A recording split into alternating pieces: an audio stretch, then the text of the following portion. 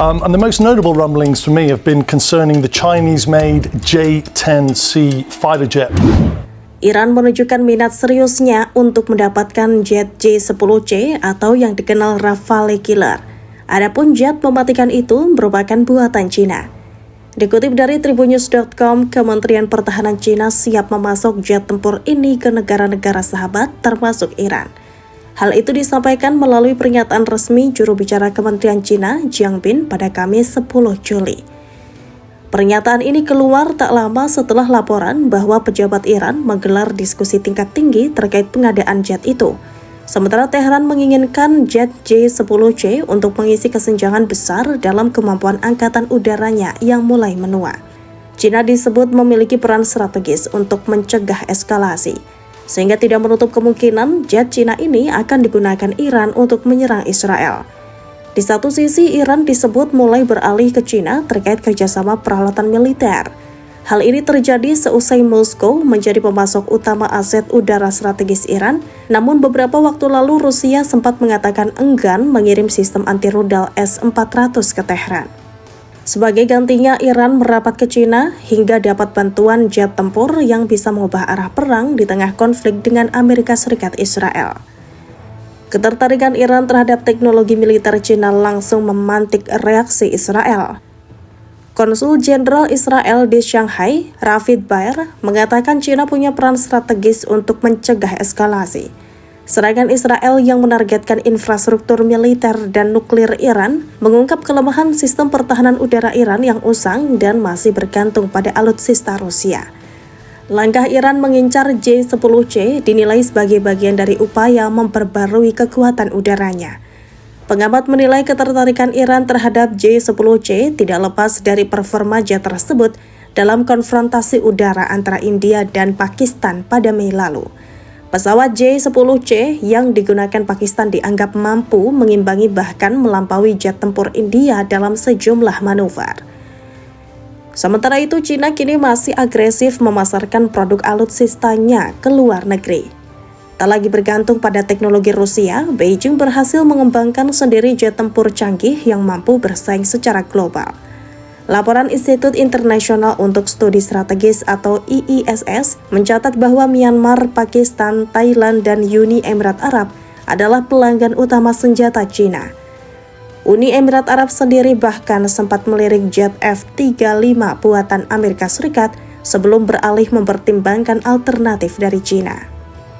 Untuk diketahui, J-10 Chengdu adalah pesawat tempur multiperan yang diproduksi oleh Chengdu Aircraft Industry yang dikembangkan sejak tahun 1986.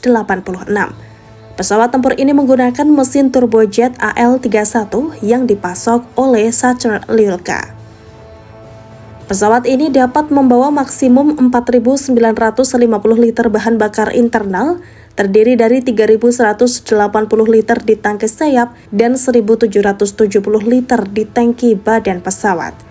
Pesawat tempur J-10 menggunakan sistem kontrol penerbangan fly-by-wire serta kendali HATOS atau Hands-on Throttle and Stick yang memungkinkan pilot mengendalikan semua pertempuran melalui dua pegangan tangan. Pesawat tempur J-10 memiliki meriam 23 mm laras ganda tipe 233 yang mampu melepaskan tembakan maksimum 3.000 sampai 3.400 butir peluru per menit. Selain itu, J-10 juga memiliki 11 stasiun penyimpanan eksternal untuk penyimpanan senjata, 3 di bawah setiap sayap dan 5 di bawah badan pesawat. Jet tempur J-10 mampu terbang dengan kecepatan maksimum 2.327 km per jam di ketinggian tinggi dan memiliki ketinggian layanan 18.000 meter.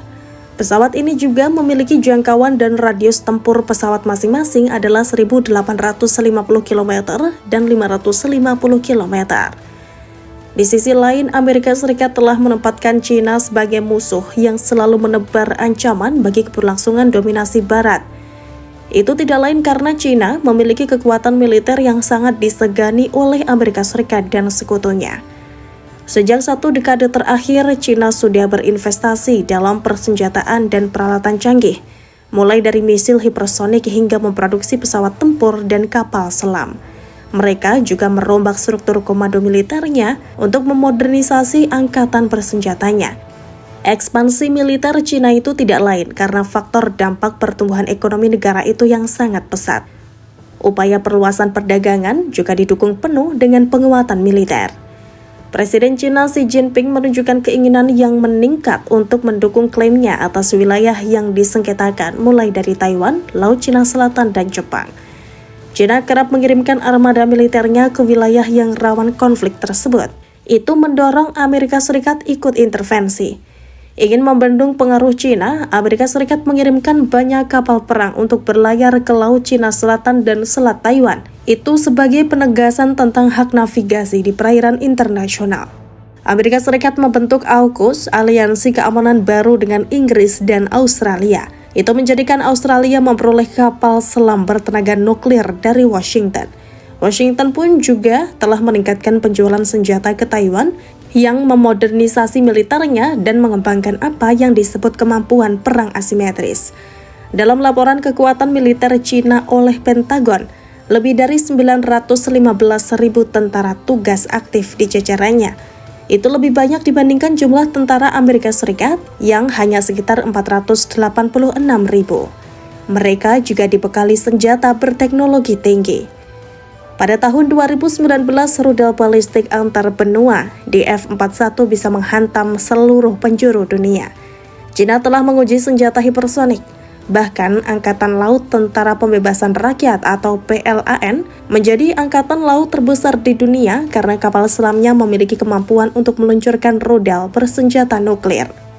Untuk mendukung Angkatan Laut, Cina juga memiliki apa yang disebut milisi maritim yang didanai oleh pemerintah dan dikenal sebagai pria biru kecil yang aktif di Laut Cina Selatan.